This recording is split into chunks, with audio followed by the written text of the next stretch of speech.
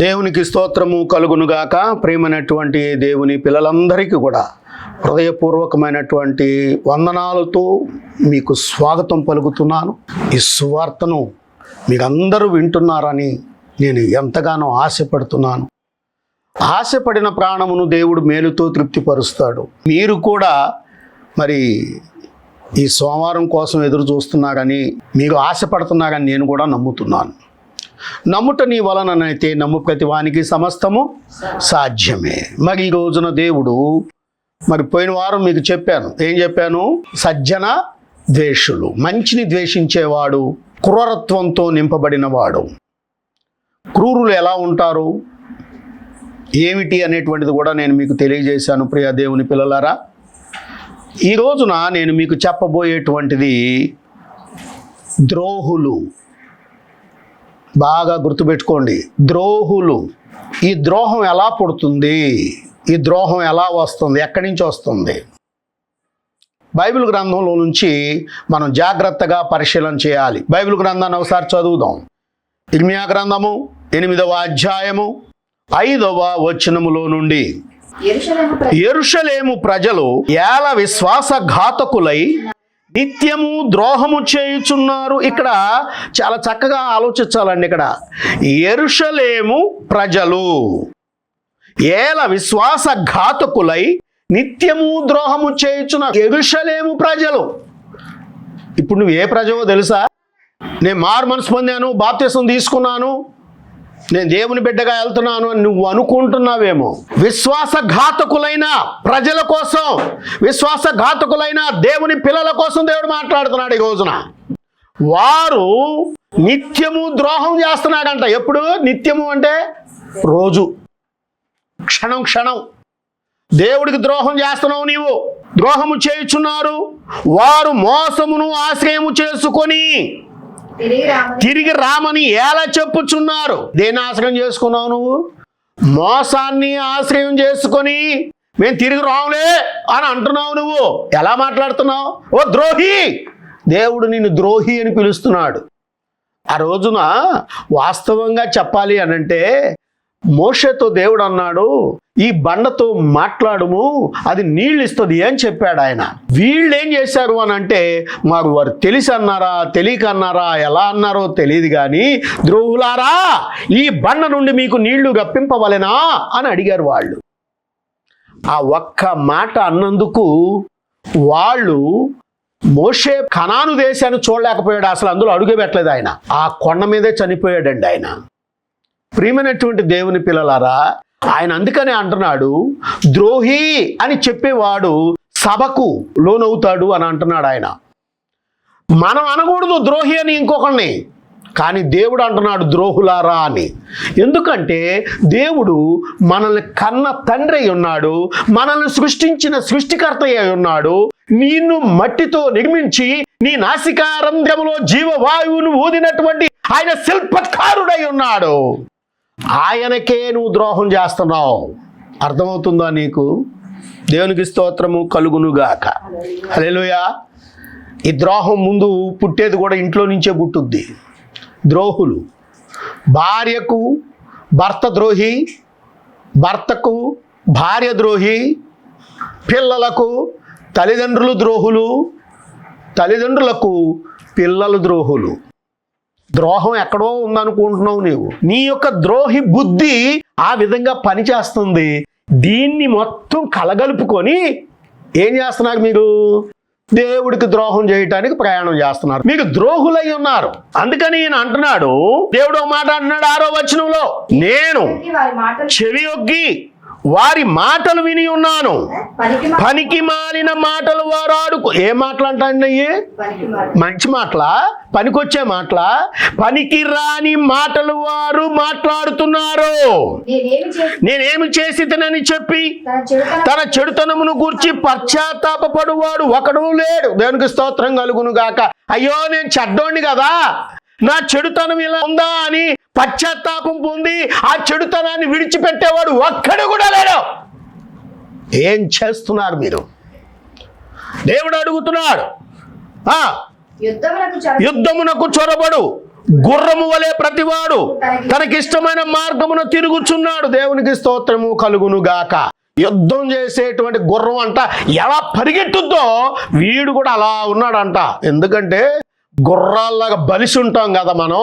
బాగా మాంసం కూరలు తిని, బాగా మంచి మంచి భోజనాలు తిని, బాగా కొవ్వు బట్టి బలిసిపోయి దేవునికే ద్రోహం చేసేంతగా ఎదిగిపోతున్నాం మనం. అదే దేవుడు చెప్తా ఉన్నాడు, ఓ బలిసిన గుర్రమా గంతులు వేయకు, దేవుడు దానికి కళ్ళెం వేయడానికి సిద్ధంగా ఉన్నాడు. దేవునికి స్తోత్రము కలుగును గాక. ఇంకా ఒక్కొక్కడంట వాడెలా ఉంటాడు తెలుసా? 7వ వచనం చూడండి. ఇప్పుడు ఆకాశమునకెగురు శంకుబుడి కొంగ అయినను తన కాలము నెరుగును. ఆకాశముకు ఎగిరే శంకుబుడి కొంగ అంట, దాని కాలం తెలుసంట. ఏ కాలంలో చేపలు దొరుకుతాయి, ఎక్కడికి వెళ్తే ఏ చేప ఉంటుంది దానికి అన్ని తెలుసు. తెల్ల గువ్వయు, మంగళ కత్తి పిట్టయు, ఓదె కొరకును రావలసిన కాలమును ఎరుగును. అయితే తన ప్రజలు యెహోవా న్యాయ విధిని ఎరుగరు. ఏమి ఎరగట్లేదంటే వీళ్ళు దేవుని న్యాయ విధిని నువ్వు ఎరుగటలేదు. అందుకేనండి ప్రయాస, అందుకేనండి బాధ, అందుకేనండి మీకోసమే దేవుడు ఈ మాటలు చెప్తున్నాడు. ఈ రోజున నువ్వు వినగలిగే సామర్థ్యత నీ దగ్గర ఉన్నదా? నేను చూస్తా ఉన్నాను, యూట్యూబ్లో కూడా నా వాక్యాన్ని పెడతా ఉన్నాను.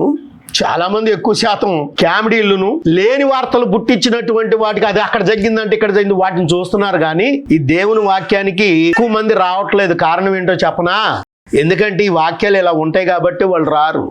కొన్ని వాక్యాలు చూస్తూ ఉంటాను, వాళ్ళు కామెడీ చేస్తూ ఉంటారు చూడు, ఆ కామెడీలు కూడా వింటున్నారు. కానీ అసలు నిజమైన వాక్యాన్ని వినడానికి ముందుకు రావట్లేదంటే నీలో ఉన్న చెడుతనమే దానికి కారణం. దేవునికి స్తోత్ర. నువ్వు చెడును విసర్జించాలి, చెడును విసర్జించాలి. అది విసర్జించటానికి దేవుని యొక్క వాక్యపు లోతుల్లోకి వెళ్ళాలి.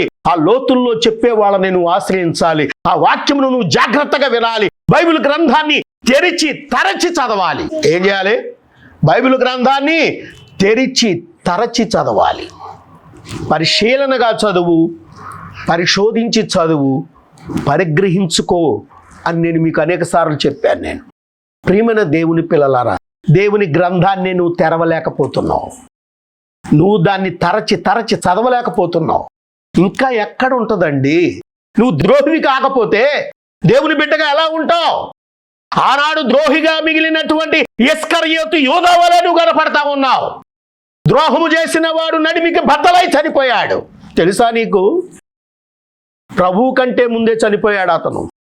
2 ముక్కలైపోయాడండి. నడిమికి బద్దలవటం అంటే ఈ పొట్ట దగ్గర నుంచి కింద కాళ్ళు వేరైపోయినాయి, ఈ పైన మొండె వేరైపోయింది, 2గా ఇరిగిపోయాడు అతను. అలాంటి భయంకరమైనటువంటి చావు నీ జీవితంలోకి రాకమునిపే దేవుని దగ్గర ద్రోహిగా మారకు. దేవునికి స్తోత్రం కలుగును గాక. ద్రోహం అంటే ఎలా ఉంటుందండి అంటున్నావా? ఒక సంఘానికి ఒక విశ్వాసం వచ్చాడు.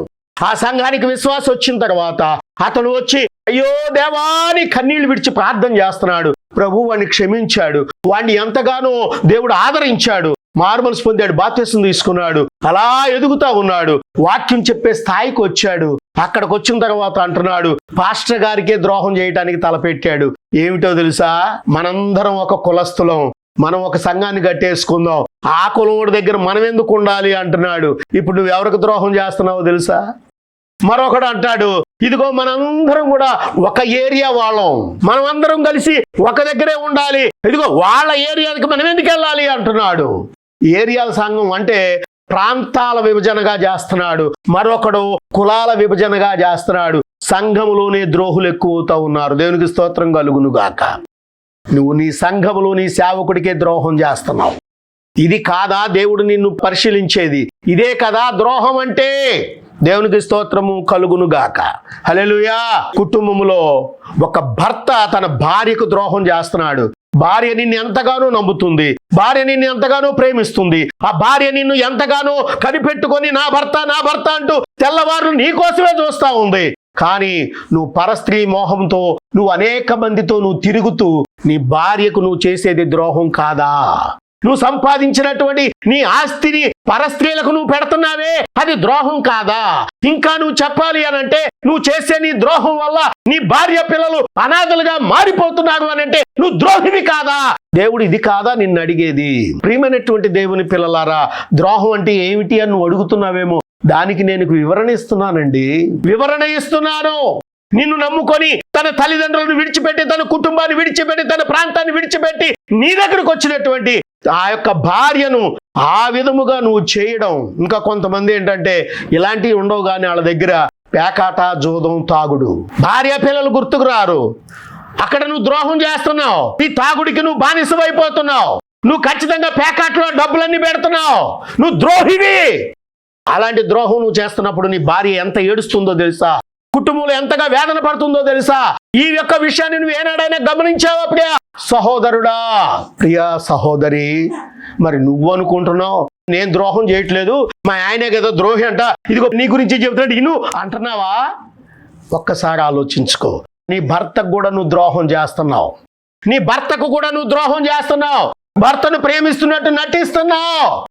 నువ్వెప్పుడు నువ్వు కూడా పరాయి పురుషుణ్ణి ఆకర్షించుకొని వాడితో నువ్వు తిరుగుతున్నావే, అది ద్రోహం కాదా? కుటుంబంలో నువ్వు అనుకుంటున్నావు నేనేం చేయట్లేదు, నన్ను ఎవరు చూడలేదని దేవుడు చూస్తున్నాడు. నీకు తెలుసా? నీ భర్త సంపాదించినటువంటి ఆస్తి అంతా కూడా నీ ప్రియుడు కొన్నటువంటి వాళ్ళకో వీళ్ళకో పెడుతున్నావు. అది ద్రోహం కాదా? ఇద్దరిలోనూ ఉంది ద్రోహం చేసే బుద్ధి. దేవునికి స్తోత్రం. మీరు ద్రోహులై ఉన్నారు. మీరు నిబంధనను మరచిన వారై ఉన్నారు. వివాహంలో చేసినటువంటి ఆ నిబంధన ఏం చెబుతూ ఉంది? ఒకరికొకరు కలిసి ఉండాలని దేవుడు మాట్లాడితే మీ ఇద్దరు చేసింది కూడా ద్రోహమే కదా. మీరు ద్రోహులై ఉన్నారు. దేవుడు మాట్లాడుతున్నాడు. ప్రియ దేవుని పిల్లలారా, ద్రోహం ఎక్కడి నుంచి వస్తుంది అంటే ఇదిగో ఇలాగే వస్తుంది. నీ జీవితంలో నువ్వు చేసే ప్రతిది కూడా ద్రోహమే. ప్రియ సోదరుడా, సోదరి, ద్రోహాన్ని విసర్జించు. ద్రోహాన్ని పోగు చేసుకోమాక. ఆ ద్రోహాన్ని వదిలిపెట్టు. నీ దగ్గర తరిమే. దేవునికి స్తోత్రము కలుగునుగాక. పెంచి పెద్ద చేసినటువంటి కన్న తల్లిదండ్రులను నువ్వు ద్రోహిగా మారావు. ఏం చేస్తున్నావో తెలుసా? ఈ మధ్య కాలంలోనే తండ్రి చనిపోయాడండి. తండ్రి చనిపోతే వాళ్ళు ముగ్గురు ఆడపిల్లలే. ఆ రెండో కుమార్తెకి వివాహం చేశారట. ఆ వివాహం అయిపోయింది. ఆ వివాహం అయిపోయిన తర్వాత పెద్ద కుమార్తె అంటుందంట, మరి ఎట్లాగమ్మా, మరి చెల్లికి కూడా పెళ్లి చేశాం, మరి నువ్వు ఇంట్లో పని చేయట్లేదు, కష్టపడి నువ్వు ఆ ఇల్లంతా ఊడిసి శుభ్రం చేసి ఇదంతా పని నేర్చుకోకపోతే ఎట్లాగమ్మా అంటే ఆ కూతురు అంటుందంట, నేనెందుకు పని చేయాలమ్మా, నానెట్టగో లేడు కదా, నేను పెళ్లి చేసుకున్న తర్వాత మా ఇంటికి వచ్చి మా ఇంట్లో వంట వండి పెట్టు, ఇదిగో చెల్లుంది కదా బట్టలు ఉతికి పెట్టుద్ది, నా ఇంట్లో పని మనుషులుగా ఉంటారు, ఇంకెంతకంటే కావాల్సింది ఏంటి అందంట ఆ కూతురు. ఏం చేస్తుంది ఇప్పుడు తల్లికి? ఆ తల్లికి తెలుస్తుందా ఇది ద్రోహం అని? ఆ తల్లికి తెలుస్తుందా ఇది ద్రోహం అని? నవమాసాలు మోసి కని పెంచి పెద్ద చేసినటువంటి ఆ తల్లి నీ ఇంటిలో వంట మనిషిగాను పని మనిషిగాను రావాలని కోరుకుంటున్నావేవో కుమార్తె, నువ్వు ద్రోహిగా మారిపోతున్నావు. జాగ్రత్త. దేవునికి స్తోత్రము కలుగునుగాక. హల్లెలూయా. ద్రోహం అంటే ఎక్కడ? నవమాసాలు మోసి కని పెంచి పెద్ద చేసినటువంటి ఆ తల్లిదండ్రులను నువ్వు మోసం చేసి నా భార్య నా పిల్లలు అనుకుంటూ నువ్వు వెళ్ళిపోతున్నావే, నువ్వు ద్రోహివి కాక మరేమవుతావు? దేవుని యొక్క కోపాగ్నికి రగులుకొని మధ్యలోనే హఠాన్మరణాన్ని పొందుతారు మీరు. జాగ్రత్త. ఇది దేవుడు చెప్పుచున్నటువంటి నిజ సత్యమని నువ్వు గుర్తెరగాలి. దేవునికి స్తోత్రము కలుగునుగాక. హల్లెలూయా. చూడండి, మరొక మాట నేను మీకు చూపించాలని ఆశపడుతున్నాను ప్రియ దేవుని పిల్లలారా. 2వ అధ్యాయము 19వ వచనము ఇర్మియా గ్రంథము. మొదటగా చేసిన తప్పేంటి? ఇప్పుడు ఈ అమ్మాయి మాట అంది అని ఒకవేళ తల్లి కాసేపు నవ్వుకోవచ్చు, దీనికి ఇన్ని తెలివితేటలు వచ్చినాయి అని. కానీ అసలు విషయం తెలియదు. ఎందుకు ఆ నోట్లోంచి ఆ మాట వచ్చిందో తెలుసా? మొదటగా నీ దేవుడైనటువంటి యెహోవాను అనగా యేసు క్రీస్తు ప్రభువును నువ్వు విసర్జించావు. నీ దేవుడిని నువ్వు విసర్జించావు. నీవు నా ఎడల భయభక్తులు లేకుండుటయే బాధకును శ్రమకును కారణమని నీవు తెలుసుకొని గ్రహించున్నట్లు నీ చెడుతనము నిన్ను శిక్షించును. దేవునికి స్తోత్రం. ఏ శిక్షిస్తుందంట? నువ్వు ఏ చెడుతనం అయితే చేస్తావో అదే నిన్ను శిక్షిస్తుంది. దేవునికి స్తోత్రం కలుగునుగాక. ఓ చెడు మనిషి, ఓ చెడు స్త్రీ, ఓ చెడు పురుషుడా, నీ చెడుతనమే నిన్ను శిక్షిస్తుంది. జాగ్రత్త. ఎందుకు ఆ విధముగా ఉంటున్నావు? నీవు దేవుని దృష్టిలో ద్రోహిగా ఎందుకు మారుతున్నావు? దేవునికి స్తోత్రము కలుగునుగాక. అందుకనే దేవుడు ఆయన ఏమంటున్నాడంటే, నీవు చేసిన ద్రోహము నిన్ను గద్దించునని ప్రభువును సైన్యములకు అధిపతి యెహోవా సెలవిచ్చుచున్నాడు. దేవునికి స్తోత్రము కలుగునుగాక. ప్రియమైనటువంటి దేవుని పిల్లలారా, ఇక్కడ మనము ఈ ద్రోహాన్ని మనం ఏ విధముగా చేస్తున్నాము? ఇక్కడ 14వ అధ్యాయము 10వ వచనాన్ని చూద్దాం. యెహోవా ఈ జనులతో ఈ మాట సెలవిచ్చుచున్నాడు, ఈ జనులు తమ కాళ్ల కడ్డము లేకుండా తిరుగులాడుటకు ఇచ్చగలవారు గనుక యెహోవా వారిని అంగీకరింపడు. ఇప్పుడు ఆయన వారి అక్రమములను జ్ఞాపకము చేసుకొనును, వారి పాపమును బట్టి వారిని శిక్షించును. దేవునికి స్తోత్రము కలుగును గాక. మీ పాపాన్ని బట్టి మీరే శిక్షింపబడతారు. ఎందుకు వచ్చిన ఈ మాటలు అంటే, కాళ్ళకు అడ్డం లేకోకుండా, నిన్ను అడిగేవాళ్ళు లేకుండా, నువ్వు ఎవరిని లెక్క చేయకుండా, నీ కాళ్ళు ఎలా ఇటు పరిగెడితే అటు పరిగెడుతున్నావే, అలా తిరుగుతున్నావే. అందుకే ఎప్పుడైతే యెహోవాను విసర్జించావో, యెహోవా యందు భయభక్తులు ఎప్పుడైతే విడిచిపెట్టావో, నీ కాళ్ళకు అడ్డం లేకుండా తిరుగుతున్నావు అన్నాడు దేవుడు. అందుకే నోట్లోంచి ఆ మాటలు వస్తున్నాయి. దేవునికి స్తోత్రము కలుగును గాక. హల్లెలూయా. నీ తల్లి నీ ఇంట్లో పని మనిషి అవ్వాలా? నీ చెల్లెలు నీ ఇంట్లో పని పిల్ల కావాలా? నువ్వు ఒక బ్రహ్మాండంగా ఉన్నానని నువ్వు అనుకుంటున్నావా? ఓ ద్రోహి, ఆలోచన చేయి. దేవుడు మాట్లాడుతున్న ప్రతి మాటకు నువ్వు లెక్క ఒప్ప చెప్పవలసిన దానివై ఉన్నావని గుర్తుపెట్టుకోవాలి. ఇక్కడ దేవుడు అడుగుతున్న ప్రతి మాటకు నువ్వు లెక్క ఒప్ప చెప్పవలసినటువంటి వాడవై ఉన్నావని గుర్తుపెట్టుకోవాలి. ఇక్కడ దేవునికి స్తోత్ర. మరొక మాట చూపిస్తాను చూడండి ప్రియ దేవుని పిల్లలారా. 7వ అధ్యాయం 17వ వచనం. యూదా పట్టణములలోను యెరూషలేము వీధులలోను నీవు చేయుచున్న క్రియలను నీవు చూచుచున్నావు కదా, నాకు కోపము పుట్టించున్నట్లు ఆకాశరాణి దేవతకు పిండి వంటలు చేయవలెననియు, అనే దేవతలకు పానార్పణములు పోయవలెననియు పిల్లలు కట్టెలు ఏరుకొంచున్నారు, తండ్రి అగ్ని రాజబెట్టుచున్నాడు, స్త్రీలు పిండి బిసుకుతూ ఉన్నారు. నువ్వేం చేస్తున్నావు తెలుస్తుందా? ఇంత గర్వం, ఇంత ద్రోహం, దేవుడికి ద్రోహం చేస్తున్నావు నీవు. దేవుడికి ఆ రోజున యేసు ప్రభు పుట్టుకలో దేవుడు ఆయన నక్షత్రాన్ని పంపించాడండి. దేని పంపించాడండి? నక్షత్రాన్ని. ఎందుకు పంపించాడు నక్షత్రం తెలుసండి? అసలు మీకు ఎవరికైనా తెలుసా? ఏం ఆలోచిస్తున్నారు? అక్కడ బయలుదేరినటువంటి 30 మంది జ్ఞానులు బయలుదేరారు. 30 మంది జ్ఞానులు తూర్పు దేశం నుండి బయలుదేరితే వాళ్ళు ప్రయాణం చేస్తూ ఉన్నప్పుడు అందులో 3 మాత్రమే మిగిలారు. ఆఖరికి అందులో 3 మాత్రమే మిగిలారు. ఆ 3 కూడా నడుచుకుంటూ వస్తుంటే వాళ్లకు దారిని చూపించడానికి దేవుడు నక్షత్రాన్ని పంపించాడండి. అది మార్గదర్శి అయి ఉన్నది. దేవునికి స్తోత్రం. ఆ యొక్క నక్షత్రము వారికి వెలుగునివ్వటానికి వచ్చింది. కానీ నువ్వేం చేస్తున్నావో తెలుసా? ఆ నక్షత్రాన్ని ఇంటి పైన పెట్టుకుంటున్నావు, నీ ఇంటిలో బారు పెట్టుకుంటున్నావు, దేవుడికి ద్రోహిగా మారుతున్నావు. ఆ నక్షత్రాన్ని ఇంటి పైన పెడుతున్నావు, నీ క్రిస్మస్ పండుగ చేస్తున్నాను అనుకుంటున్నావు. ఆ క్రిస్మస్ పండుగ పేరుతో నువ్వు ఇంట్లో కట్టెలేరుకొస్తున్నారంట పిల్లలు. నీ యొక్క భర్త ఏమో అగ్ని రాజబెడతా పొయ్యి దగ్గర కూర్చొని మంట పెడుతున్నాడు. నీ భార్య పిండి పిసుకుతూ అరిసెలు ఒత్తి బాగా వేసి పప్పలు చేస్తున్నారు. ఎవరికి పెడుతున్నావు ఇవన్నీ? ఆకాశరానికి ధూపం వేస్తున్నావు. దేవునికి స్తోత్రం కలుగును గాక. ఆహా, పండగ భలే బాగా చేస్తున్నానులే అనుకుంటున్నావు నువ్వు. ఓ ద్రోహి, అది పండుగ కాదు, దేవుడు పంపినటువంటి వెలుగు. అది ఆ వెలుగుకి నువ్వు ధూపం వేస్తున్నావు. అది కూడా నేరమే, గుర్తుపెట్టుకో. దేవునికి స్తోత్రం. ఇది నీకు అర్థం కావట్లేదు ఇక్కడ. ఎందుకంటే దేవుని విసర్జించావు కాబట్టి, ఎందుకంటే నీ కాళ్ళ కట్టడం లేకుండా తిరుగుతున్నావు కాబట్టి, ఎందుకంటే ఇలాంటి పనులు నువ్వు చేస్తున్నావు కాబట్టి. ఇంకొక మాట చూపించనా? అబ్బబ్బబ్బబ్బబ్బా, ఏమిటండి ఇది? ఇంకొక మాట చూద్దామండి. దేవునికి స్తోత్రం. 6వ అధ్యాయము 14వ వచనము. ఇర్మియా గ్రంథము. సమాధానము లేని సమయమున సమాధానమని చెప్పుచు నా ప్రజలకున్న గాయమును పైపైన మాత్రమే బాగు చేయుదురు. వారు తమ హేక్రియలు చేయుచున్నందున సిగ్గుపడవలసి వచ్చను గాని వారు ఏమాత్రమును సిగ్గుపడరు. అవమానము నొందమని వారికి తోచనే లేదు గనుక పడిపోవు వారితో వారు పడిపోవుదురు. నేను వారిని విమర్శించు కాలమున వారు తొట్టిల్లుదురని యెహోవా సెలవిచ్చుచున్నాడు. దేవునికి స్తోత్రం.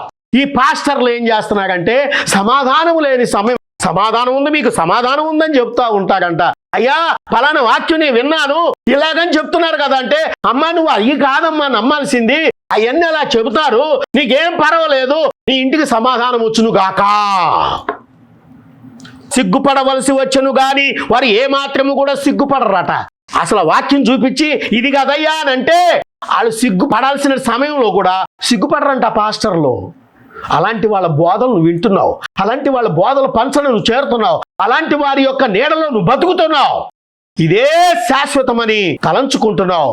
అందుకనే దేవుడు అంటున్నాడు, అవమానము నొందితిమని వారికి తోచనలేదు గనుక పడిపోవు వారితోనూ వాళ్ళు కూడా పడిపోతారు. అప్పుడు తెలుస్తుంది, పడ్డాక తెలుస్తుంది, అమ్మనే పడిపోయాను, అమ్మో నాకు దెబ్బ తగిలింది, అమ్మో నా పరిస్థితి ఏంటి.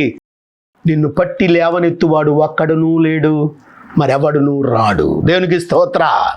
అర్థమవుతుందా ప్రియ దేవుని పిల్లలారా? ద్రోహిగా ఎలా ఉన్నావు, నువ్వు ఎలా ద్రోహం చేస్తున్నావు, నీ ద్రోహమే నిన్ను పట్టిస్తుంది. జాగ్రత్త. దేవునికి స్తోత్రము కలుగునుగాక. హల్లెలూయా. ఈ ద్రోహం ఎలా చేస్తున్నావు మనం తెలుసా మీకు? మూర్ఖత్వంలో నుంచి ద్రోహం వస్తుందండి. మూర్ఖత్వం. ఆ మూర్ఖుడు నీ పక్కన ఉంటేనే వస్తుంది. చూద్దాం, చూడండి.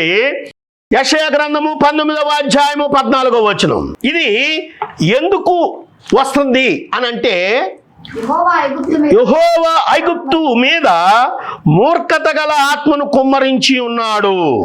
మత్తుడు తన వాంతిలో తూలిపడినట్లు ఐగుప్తును తన పని అంతటి విషయమై వారు తూలజేసి ఉన్నారు. దేవునికి స్తోత్రము కలుగును గాక.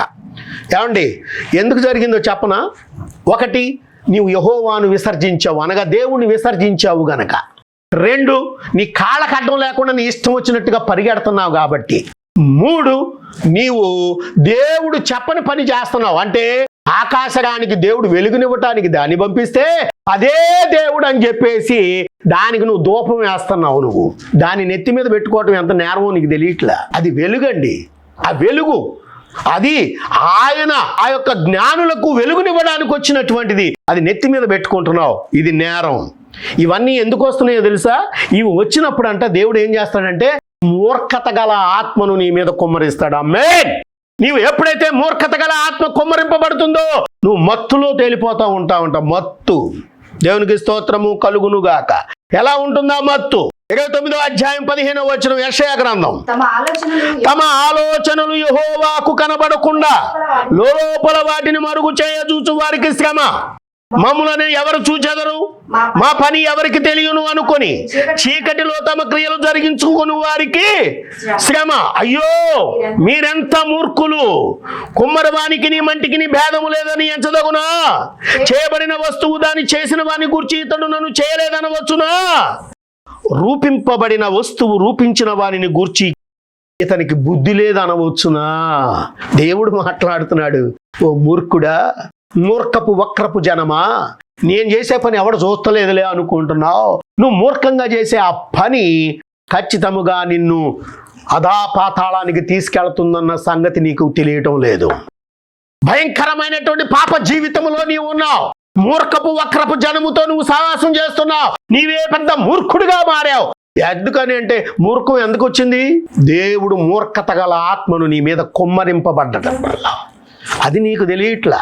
నేను చాలా మంచోడినండి, నేను చాలా గొప్ప పని చేస్తున్నానండి, నాకు అన్నీ తెలుసండి అనుకుంటున్నావు. అన్నీ తెలుసు అన్నవాడికి ఏమీ తెలియదు. నాకు ఏమీ తెలియదు అన్నవాడికి అన్నీ తెలుసు. ఒక్కటే గుర్తుపెట్టుకోండి, మూర్ఖత్వాన్ని విడిచిపెట్టండి, మూర్ఖత్వాన్ని పక్కకు దోలండి.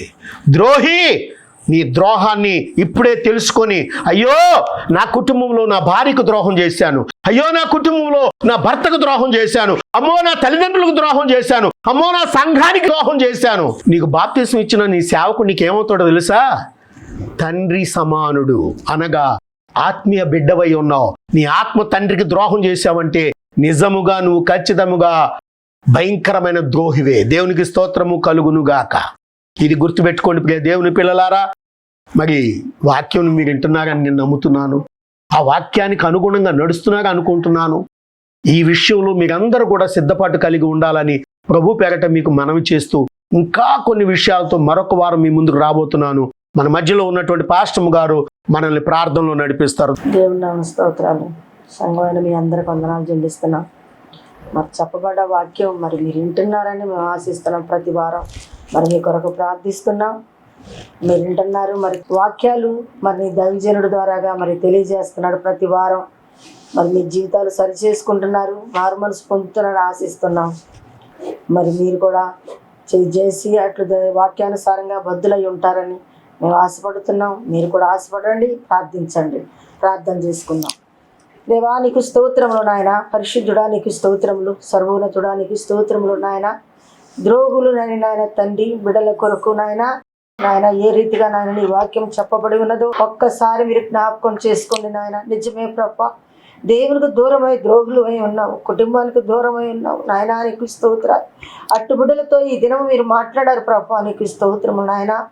విన్న వాక్యాన్ని బట్టి ప్రభా వారి జీవితాల్లో నిజంగా మారు మనసు పొందుతురని ఆశిస్తున్నాము నాయన. గొప్ప దేవా, ఆశ్చర్యకరుడమైన దేవా, నీకు స్తోత్రాలయ్యా. సమయం ఎంతో విలువైనదండి నాయన, నీకు స్తోత్రాలు. విలువైన సమయం మరలా తిరిగి రాదు నాయన, నీకు అయ్యా. చెప్పాళ్ళని విని విడిచిపెట్టడం కాదు నాయన. మనం ఏమి కోల్పోయామో, మనం ఏమి దూరమై ఉన్నామో, దేవునికి మనం ఎంత దూరంగా ఉన్నామో ఒక్కసారి ఆలోచించుకోమని అడుగుచున్నాం తండ్రి, నీకు స్తోత్రాలు. ఒక్కసారి బిడ్డలు మీరు జ్ఞాపకం చేసుకోమని మేము ప్రార్థిస్తున్నాం. దైవదాసుడు మరి హెచ్చరిస్తున్నాడు వాక్యం ద్వారాగా. అయ్యా, ఇకనైనా మారు మనసు పొందుతానని ఆశపడుచున్నాం తండ్రి, నీకు స్తోత్రాలు. అటు బిడ్డల్ని మీరు దర్శించండి నాయన. వారి జీవితాలు సరిచేయండి తండ్రి, నీకు స్తోత్రాలు. సరైన మార్గంలో పెట్టుకుంటున్నాను ఆశపడుతున్నాము నాయన, నీకు స్తోత్రాలు. ఈ వాక్యం విన్న ప్రతి బిడ్డ ఈ రోజే ఇదే రక్షణ దినము, ఇదే అనుకూలమైన సమయం అని ప్రభా. అయా బిడ్డలు మారు మనసు పొందుటకు నీ కృప దయచేయండి. బిడ్డల్ని మీరు జ్ఞాపకం చేసుకోండి నాయన, నీకు వందనాలు ప్రభా, నీకు స్తోత్రాలు. అయా బిడ్డలు దర్శించండి, మాట్లాడండి, సహాయం ఇచ్చేయండి ప్రభా. బిడ్డలకి నాయన సమాధానం లేని బిడ్డలకు సమాధానం దయచేయండి. మనశ్శాంతి కోల్పోయిన బిడ్డలకి నాయన మనశ్శాంతిని దయచేయండి. రక్షణ లేని బిడ్డలకు రక్షణ దయచేయండి నాయన, నీకు స్తోత్రాలు. దూరమైన బిడ్డలను ప్రభా దేవుని సన్నిధిలోకి మీరు నడిపించండి, సహాయం ఇచ్చేయండి. గొప్ప దేవానికే వందనాలు, స్తోత్రాలయ్యా. అయ్యా, ఈ దినమందు బిడ్డల కొరకు మేము ప్రార్థిస్తున్నాం, ఆశపడుచున్నాం నాయన. ప్రతి దినము నాయన తండ్రి బిడ్డల కొరకు అనుదినము నాయన ప్రార్థిస్తున్నాం. మీరే జ్ఞాపకం చేసుకొని నిజమైన నాయన రక్షణ బిడ్డలకు దయచేస్తున్నాను మేము ఆశపడుచున్నాం నాయన. రక్షించబడుచున్నారని ఆశపడుచున్నాం. ఈ వాక్యం ద్వారా నిజంగా మారు మనసు పొందుతారని ఆశపడుచున్నాం నాయన. బిడ్డల కొరకు ప్రార్థిస్తున్నాం. ఇటు ప్రార్థన మీరు అంగీకరించండి నాయన, నీకు వందనాలు. సన్నిధిలో చేర్చుకోమని యేసయ్య నామములో అడిగి వేడుకుంటున్నా, ఆమేన్. తండ్రి అయిన దేవుని దీవెన, కుమారుడైనటువంటి యేసుక్రీస్తు వారి కృప, పరిశుద్ధాత్మ దేవుని సన్నిధి సహవాసము కూడి వచ్చిన బిడ్డలకును, భూలోకములో ఉన్న సకల పరిశుద్ధులకును, చేరి వచ్చిన వారికి, కూడి వచ్చిన వారికి, సంఘానికి, వింటున్న వారికి సదా తోడై నడిపించును గాక. ఆమేన్, ఆమేన్, ఆమేన్. అందరికీ వందనాలు. ప్రియమైనటువంటి దేవుని పిల్లలారా, మరి ఈ వారం కూడా మీతో చెప్పడం నిజంగా నాకెంతో సంతోషంగా ఉంది. మరి మీరందరూ కూడా మా కోసం, మా కుటుంబం కోసం కూడా ప్రార్థన చేయండి. మరి మీరు మాకున్నటువంటి అనేకం ఉంటాయి, కానీ అన్నీ కూడా మనం చెప్పుకోదగినవిగా ఉండవు. మీరు మా కోసం ఇంకా సేవలో వృద్ధిలోకి రావడం కోసం, ఇంకా ఈ యొక్క సేవలో మీకు అనేక మంది మార్పు చెందడం కోసం మీరు కూడా ప్రార్థన చేయాలని ప్రభు పేరట మీకు మనవి చేస్తూ నా మాటలు ముగిస్తున్నాను. దేవుడు మిమ్మలను, మీ కుటుంబాలను దీవించును గాక. ఆమేన్. నా పేరు యవన్ విజయ్. నా కోసం చెల్లి కోసం బాగా బాధించండి. బాగున్నారా? మీరు మా కోసం బాధించండి, మీకోసం మేము బాధించేస్తాం. మా ఫోన్ నంబర్ 9600097796 నెంబర్కి ఫోన్ చేయండి. అందరికి వందనాలు. ఆమేన్. దేవుడు దీవించును గాక. ఆమేన్.